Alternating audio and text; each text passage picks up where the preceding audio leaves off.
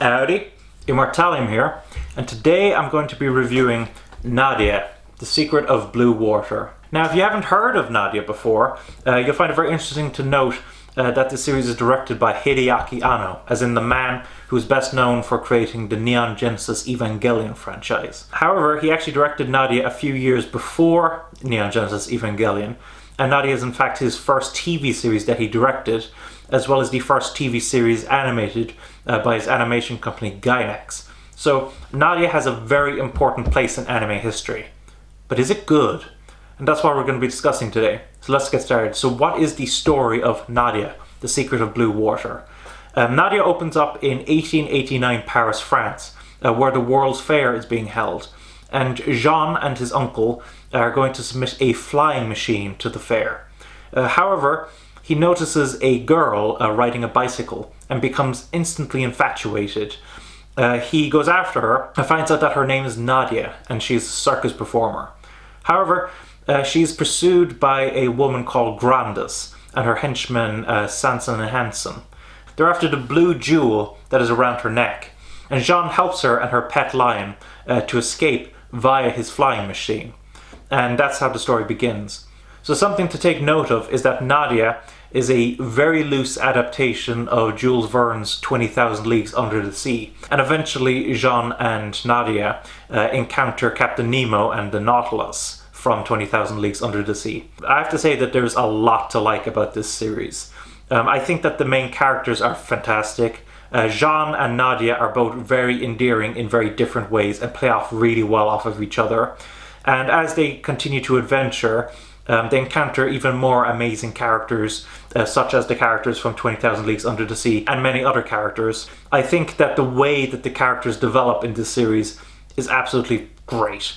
I think this series has some of the best character development that I've ever seen in an anime, which is saying something. The story itself is also really entertaining. The thing that I love most about this series is the sense of adventure and wonder. As Jean and Nadia continue to explore the world together, they encounter such amazing sights together, and they're always amazed by what they see. And because of that, I'm able to share in their wonder. However, I have to say that this is not one of my favorite series ever, and there's a very specific reason for that. I've been lavishing praise on this series so far, and you might be wondering, why isn't this one of your favorite anime?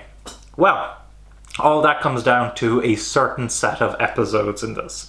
This series is 39 episodes long, and around the halfway mark, they get into an arc known as the infamous Island arc, which is where Nadia and Jean are stranded on an island.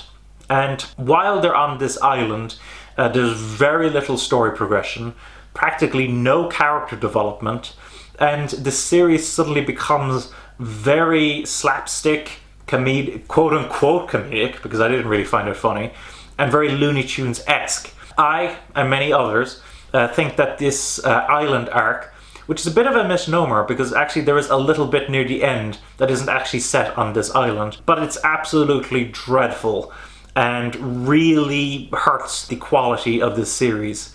Now, thank goodness, eventually it gets into its final few episodes, and those final few episodes are absolutely amazing. So the series does end on a really strong high point, but oh man, that arc in the middle is so much pain. And so even though I really do love this series, and I think when the series is in full stride, I think it's a thing of wonder, and actually I like it a lot more than Neon Genesis Evangelion. It's just unfortunate that its middle arc is so utterly dreadful. Now, this series was, as I mentioned before, animated by Studio Gainax, and actually if you've been paying attention to the clips, you'll notice that the character designs are actually very similar to Neon Genesis Evangelion. That's because the character designs were actually done by the same man who was responsible for the character designs in Neon Genesis Evangelion, Yoshiyuki Sadamoto. And I have to say, even though this series was the first series animated by Studio Gainax, I have to say that the animation of the series is really good.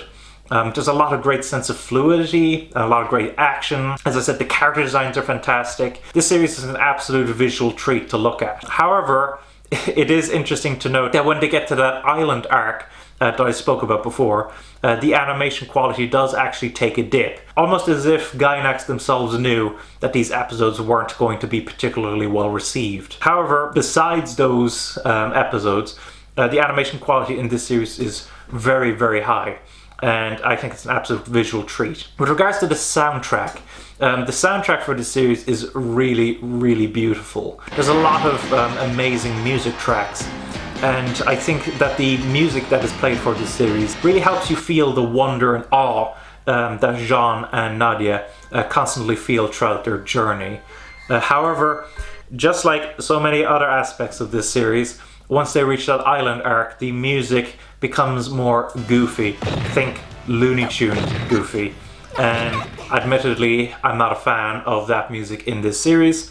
So, just like every other aspect of this series, absolutely amazing soundtrack during most of it.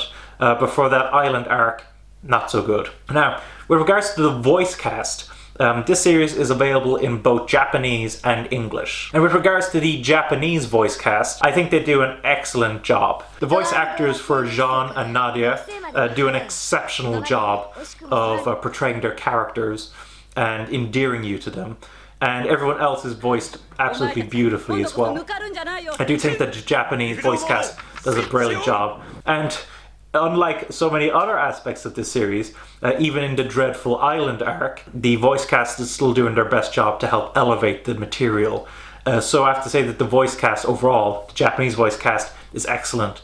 With regards to the English dub, however, even though some people are quite fond of the English dub, they really did try. They gave Jean a French accent, and they tried to make sure that it sounded very authentic, and they tried to make sure that the various nationalities of the people who Jean and Nadia encounter in this series, that their accents are very authentic. However, I tried watching this series in English, and within 5 minutes I decided to start the series over again in Japanese. I just personally wasn't a fan. Now, I do know that some people do actually quite like the English dub, and so I do say that if you're going to watch this, you may as well give the English dub a shot and see if you end up liking the English voice cast. But for me, the Japanese dub was the way to go. Now, with regards to how this was released, the version I have here was released by Animatsu. Remember that company? And it's a decent actual release. We've got a nice little kind of hardcover case to contain the 2 Blu-ray boxes that contain the 39 episodes of this series. The picture quality is absolutely spectacular and really helps the animation to breathe. However, there's few to little extras beyond promotional materials and your standard textless openings and endings. And so, even though there's very few extras in this, I do think that the value that this series offers is still pretty good. Overall, I am pretty happy with the way that Animatsu released this series.